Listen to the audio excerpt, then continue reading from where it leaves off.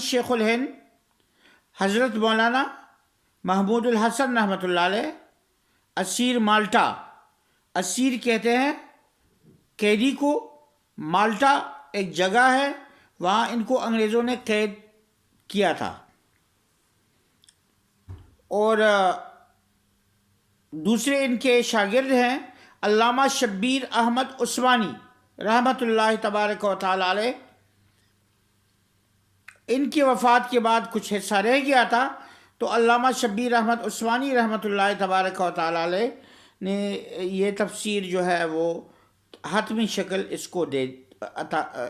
دی تھی۔ تو یہ لفظی ترجمہ سنیے گا۔ بسم اللہ الرحمن الرحیم وبشر الذین آمنوا وعملوا الصالحات ان لهم جنات تجری من تحتها الانہار، اور خوشخبری دی ان لوگوں کو جو ایمان لائے اور اچھے کام کیے کہ ان کے واسطے باغ ہیں کہ بہتے ہیں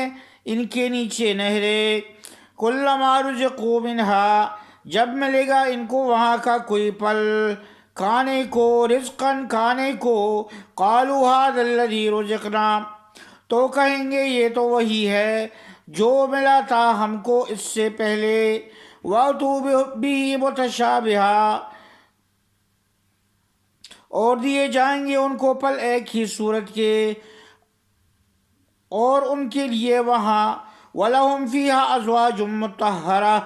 اور ان کے لیے وہاں عورتیں ہوں گی پاکیزہ، وَهُمْ فِيهَا خَالِدُونَ، اور وہ وہیں یعنی جنت میں ہمیشہ رہیں گے۔ ان اللہ لا یستحی، بے شک اللہ تعالیٰ شرماتا نہیں ہے اس بات سے، ان یضرب مثلا، اس بات سے کہ بیان کرے کوئی مثال، ما بعوضۃ، مثال مچھر کی یا اس چیز کی، فما فوقہا، جو اس سے بڑھ کر ہے، فاما الذین آمنوا فیعلمون انہ الحق من ربہم، جو لوگ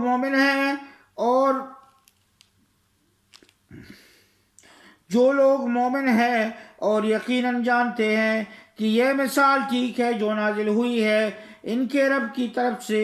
الذین کفروا فیقولون واما الذین کفروا